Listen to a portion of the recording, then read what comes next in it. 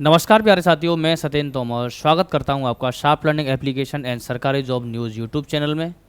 जैसा कि आप सभी को पता है कि 27 जुलाई 2025 को आपका आरओ यानी समीक्षा अधिकारी और सहायक समीक्षा अधिकारी का एग्ज़ाम होने वाला है। ये पता होगा आपको कि ये जो आपका सहायक समीक्षा अधिकारी और समीक्षा अधिकारी का जो आपका फॉर्म है वो आपका 2023 वाली भर्ती का मामला है ये। और इसका एग्ज़ाम पहले हुआ था, लेकिन एग्ज़ाम जो है वो पेपर लीक होने के बाद, या हम ये कहें कि पर्चा लीक होने के कारण जो है वो एग्ज़ाम कैंसिल कर दिया गया था उत्तर प्रदेश सरकार के द्वारा। तो ऐसी स्थिति में अब जो है इसका पुनः जो है आयोजन किया जा रहा है और ये परीक्षा जो है वो 27 जुलाई को आयोजित होने वाली है। तो उसी से पहले मैं आपको कुछ ऐसी चीज़ें, कुछ ऐसी टैक्टिक्स मैं आपको बताना चाहता हूँ जो कि आपके स्कोर को बढ़ाने में मदद करेंगी। आप लोगों को पता होगा कि जो आपका आरओ का जो एग्ज़ाम होता है, इस एग्ज़ाम के अंतर्गत 140 प्रश्न आपके जीएस के होते हैं, जिसके अंतर्गत आपका 2 घंटे का एग्ज़ाम होता है। फिर 1 घंटे का एक पेपर और होता है जो कि हिंदी भाषा का होता है, और जिसके अंतर्गत आपके 60 प्रश्न जो है वो आते हैं, यानी टोटल 200 प्रश्न आपके होते हैं। और इसमें से अगर आप देखें तो 120 से लेकर 125 प्रश्न तक अगर आपके सही बनते हैं तो ऐसी स्थिति में आपका सिलेक्शन जो है वो श्योर हो जाता है। इसमें फिर एक मेंस परीक्षा होती है। मेंस बहुत टफ नहीं होता है इसका, इसमें आरओ की परीक्षा में प्रीलिम्स निकालना काफ़ी टफ रहता है। तो प्रीलिम्स जो है वो कैसे निकाला जाए उसी पे हम बात करने वाले हैं। तो आइए चलिए बात करते हैं कि कैसे आप अधिक से अधिक स्कोर करें, किन किन चीज़ों पर आपको ध्यान देना है, जो कि जिन चीज़ों पर आप ध्यान देंगे एग्ज़ाम टाइम तक, यानी अभी आप मान के चलिएगा 17 जुलाई का समय हो गया और लगभग आपके पास 8 से 10 दिन का समय है, और 8 से 10 दिन के अंतर्गत अगर आप इन चीज़ों पर फोकस कर लेते हैं तो आपका सिलेक्शन श्योर होगा। सबसे पहले तो मैं आपको बता दूं कि जो आपका आरओ का जो एग्ज़ाम है इसमें सबसे इम्पोर्टेंट अगर कोई सेक्शन है तो वो है हिस्ट्री। आप रेशियो निकाल के देखिए सारे क्वेश्चन का, सबसे ज़्यादा प्रश्न पॉलिटी कम पूछा जाता है, इकोनॉमी कम पूछा जाता है, ज्योग्राफी इसमें कम पूछा जाता है, हिस्ट्री का जो क्वेश्चन रहता है वो सबसे ज़्यादा होता है, और दूसरा सबसे स्टैंडर्ड क्वेश्चन भी यहीं से आता है। इसमें आपको एक चीज़ पर बड़ा ध्यान रखना है कि आरओ के एग्जाम में वंशावलियों में, जैसे मान लो कोई मौर्य वंश है, अब मौर्य वंश में कौन सा राजा पहले, उसके बाद कौन सा राजा, उसके बाद कौन सा राजा, उसके बाद कौन सा राजा, उसके बाद कौन सा राजा। तो ऐसी स्थिति में 4 राजाओं के नाम उठा के दे देगा, आपसे पूछेगा कि इनका सीक्वेंस लगाओ। तो ऐसी स्थिति में बड़ा मुश्किल हो जाता है। चलो मौर्य वंश तो इतना फेमस है तो सब पढ़ते हैं। अभी पूछ लिया कि जो है बंगाल का सेन वंश है, वो सेन वंश के 4 राजा हैं, इनका सीक्वेंस लगाइए। आपने सेन वंश के बारे में सुना ही नहीं, तो आप राजाओं के सीक्वेंस कहाँ से लगाओगे। पता चल रहा है हमने विजयनगर जो है उसके बारे में पढ़ा कि हाँ विजयनगर साम्राज्य जो था उसका सबसे प्रसिद्ध शासक कृष्णदेवराय था, उसमें 4 शासकों के नाम दे दिए। पता चल रहा है वहाँ से पूछ रहा है कि चलिए बताइए कि इन राजाओं ने जो है कालक्रम के अनुसार इनको व्यवस्थित करें। इसके अलावा जब भी आप किसी टॉपिक को पढ़ें, चाहे वो मौर्य काल हो, चाहे मौर्योत्तर काल हो, चाहे गुप्त काल हो, चाहे वैदिक काल हो, 2 चीज़ों पर हमेशा फोकस करना है, प्रशासनिक व्यवस्था और आर्थिक व्यवस्था पर। जैसे मान लो हमने कहा कि मौर्य काल में रुप्यक नामक जो मुद्रा होती थी वो किस धातु की बनी होती थी, है ना। यह मान लो हम कहें कि जो दिल्ली सल्तनत है उस दिल्ली सल्तनत में एक सिक्का चलता था, उस सिक्का का नाम था टंका, किस धातु का बना होता था। तो आर्थिक व्यवस्था और प्रशासनिक व्यवस्था के इस नाम का अधिकारी था, उस अधिकारी का समय के महोत्सव का काम क्या होता था, इस प्रकार से पूछा गया। वहाँ पर पूछा गया कि काजी उल कुजार का जो है काम क्या होता था। वहाँ पर जो है पूछा गया कि समाहर्ता का काम क्या होता था, वहाँ पर लक्षणाध्यक्ष का काम क्या होता था। तो प्रशासनिक और आर्थिक व्यवस्था हर एक काल की बिल्कुल शॉर्ट नोट्स बना लो, 1-2 दिन के अंदर बन जाए, 2 दिन लगेगा मैक्सिमम।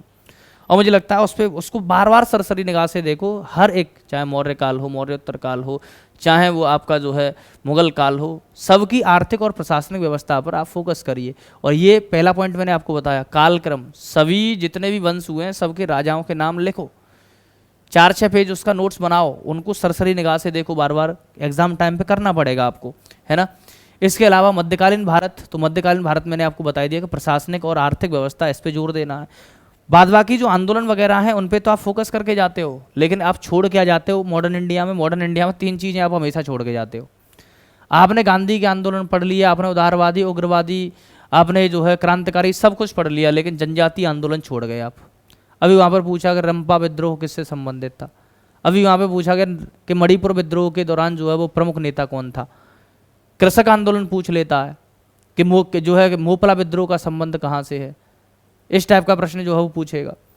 अभी वहाँ से पूछ लिया कि ताना भगत आंदोलन का संबंध किससे है, तेवागा आंदोलन क्या है, आंध्र आंदोलन क्या है, इस प्रकार के प्रश्न पूछेगा। इसके अलावा मॉडर्न इंडिया से संबंधित जितने भी हम जो हमारे राष्ट्रीय आंदोलन के जितने भी प्रमुख नेता थे उन सब की बुक्स, चाहे वो लाला लाजपत राय हों, चाहे बाल गंगाधर तिलक हों, महात्मा गांधी हों, अरविंद घोष हों, ब्रह्म बांधव उपाध्याय हों, ठीक है, कोई भी व्यक्ति हो, इन्होंने जितनी बुक्स वगैरह लिखी हैं उन पे फोकस करके जाइएगा, वहाँ से सीधे सीधे प्रश्न उठाता है।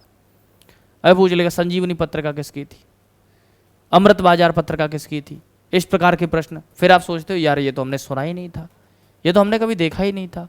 क्यों? क्योंकि आपने उन चीज़ों पर फोकस नहीं किया। बाद बाकी आंदोलन वगैरह से जो क्वेश्चन आएंगे वो आप बना लोगे आराम से, लेकिन इन चीज़ों पे आपको फोकस करना है।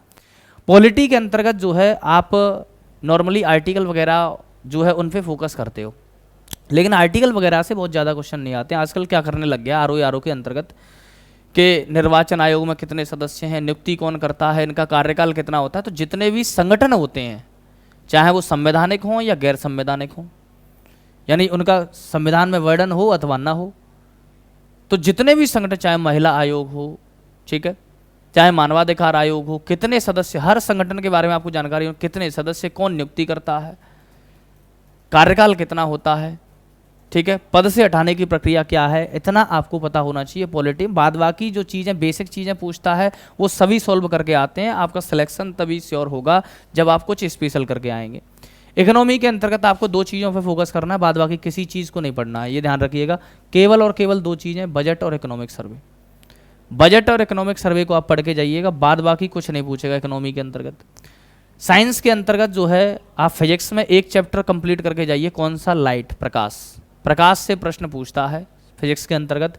और बायोलॉजी में दो चैप्टर पे सबसे ज़्यादा फोकस रखना है, एक मानव से संबंधित जितने भी रोग हैं और दूसरा विटामिन, ठीक है। विटामिन और रोगों से संबंधित कोई भी प्रश्न आपका छूटना नहीं चाहिए। वायरस से होने वाले रोग, बैक्टीरिया से होने वाले रोग, प्रोटोजोआ से होने वाले रोग, ठीक है, आनुवांशिक रोग, जितने भी टाइप के रोग हैं वहाँ से डिफरेंट टाइप के क्वेश्चन जो है वो आपके एग्जाम में पूछता रहता है। वहीं अगर हम देखें तो ज्योग्राफी के अंतर्गत जो है आप लोग नदियाँ, पर्वत, पठार, ये सब रटते रहते हो। आजकल पर्यावरण से संबंधित मुद्दे बहुत पूछ रहा है और पर्यावरण को करंट अफेयर्स से जोड़ता है, ध्यान रखिएगा। कभी हाल ही में विश्व ओजोन दिवस मनाया गया, उसकी थीम क्या थी। अभी जो है वो मान लो वहाँ पर बोला गया कि जो है योग दिवस जो है वो मनाया गया, उसकी थीम क्या थी। इस टाइप के करंट अफेयर से रिलेटेड जो है ज्योग्राफी को करंट अफेयर से रिलेट करके पूछता है। जो बेसिक चीज़ें होती हैं उनको सब सॉल्व करते हैं, लेकिन यहाँ पर आपको पर्यावरण से संबंधित जो मुद्दे हैं उन पर विचार करना पड़ेगा, खनिज संसाधनों पर विचार करना पड़ेगा, ऊर्जा संसाधनों पर विचार करना पड़ेगा। ये चीज़ें आपको पढ़कर जानी पड़ेंगी। खनिज और ऊर्जा पे फोकस करके जाना है, कौन सी खान कहाँ है ना, कि नवेली खान जो है किससे संबंधित है, ठीक है। लोहे के उत्पादन के मामले में जो है कौन सा राज्य पहले स्थान पर है, लोहे के भंडारण के मामले में कौन सा राज्य पहले स्थान पर, ठीक है। सब्जियों का उत्पादन कहाँ ज़्यादा होता है, फलों का उत्पादन कहाँ ज़्यादा होता है, ठीक है। कुल अनाज का उत्पादन कहाँ पे ज़्यादा होता है। तो ये करंट अफेयर्स के जो आंकड़े हैं वो सारे आंकड़े आपको पता होना चाहिए। इसका मतलब सीधी सी बात ये है कि आपका करंट अफेयर्स तो तैयार ही होना चाहिए, चाहे वो आपकी राष्ट्रीय घटनाएँ हों, चाहे वो आपके खेल से संबंधित या फिर अंतर्राष्ट्रीय घटना। अंतर्राष्ट्रीय घटनाओं में ज़्यादातर उन चीज़ों पर आप फोकस करिएगा कि जैसे भारतीय प्रधानमंत्री का कहीं दौरा हुआ, कोई समझौता हुआ वहाँ, या फिर कोई इंटरनेशनल ऑर्गेनाइजेशन है उसकी मीटिंग हुई, बैठक हुई, और उस बैठक में क्या क्या चीज़ें जो है वो हुई, बैठक कहाँ पर हुई। ज़्यादातर फोकस करता है बैठक कहाँ हुई, उसकी मूल थीम क्या थी, इन चीज़ों पर जो है फोकस करता है, ठीक है। इसके अलावा जो आपका 60 नंबर का, ये तो 140 क्वेश्चन हो गए आपके। बाद बाकी के जो आपके 60 नंबर हैं वो 60 नंबर की आपकी हिंदी आती है। हिंदी के अंदर आपको केवल 6 टॉपिक पढ़ने, ध्यान रखना। आप लोग क्या करते हो, आप लोगों को कभी सिलेबस उठा के नहीं देगा, हिंदी पढ़ने लग गए, संधि, समास आती नहीं है, मतलब ही नहीं है। 6 टॉपिक आते हैं, विलोम शब्द आते हैं 10 आएंगे, ठीक है। 10 आएंगे आपके अनेक शब्दों के लिए एक शब्द, 10 आएंगे आपके क्या पर्यायवाची शब्द, 10 आएंगे विशेषण विशेष्य, ठीक है। और 10 आपके आते हैं वर्तनी सुधार। जो है गलत चीज़ें दे रखी होंगी, आपको सही करनी होंगी। और समान उपयोग व समान प्रकृति के शब्द 10 आते हैं। तो ऐसी स्थिति में अगर आप देखें तो ये 6 टॉपिक हैं, इन 6 टॉपिक को आप पढ़कर जाइए आराम से। तो ऐसी स्थिति में आपका स्कोर यहाँ पर हिंदी में देखो, हिंदी अगर आपने जो है 4-5 दिन अगर सही ढंग से पढ़ ली तो 55 क्वेश्चन 56 क्वेश्चन आराम से अटेंड हो जाते हैं। वहाँ अगर जीएस में अगर आप 140 में से अगर आप 80 का स्कोर भी अगर आप कर पा रहे हैं तो ऐसी स्थिति में आपका सिलेक्शन श्योर हो जाता है। और मुझे लगता है कि इतना मार्क्स आपके सिलेक्शन के लिए पर्याप्त होगा। तो बिल्कुल इन चीज़ों पर फोकस करके जाइए। जितने भी संगठन हैं उन संगठनों की हाल फिलहाल में बैठकें जो हुई हैं उनको रट के जाना एकदम। करंट अफेयर्स में बड़ा पूछता है कि ये वाला संगठन ब्रिक्स की बैठक कहाँ हुई, अभी पूछ लिया आसियान की बैठक जो है वो कहाँ हुई, अभी आसियान की बैठक हुई उसकी थीम क्या थी, ब्रिक्स की बैठक थी उसकी थीम क्या थी। ठीक है, कुछ दिवस जो है वो काफ़ी इंपॉर्टेंट कि विश्व स्वास्थ्य दिवस, विश्व पर्यावरण दिवस, ठीक है, डिफरेंट टाइप की चीज़, विश्व ओजोन दिवस।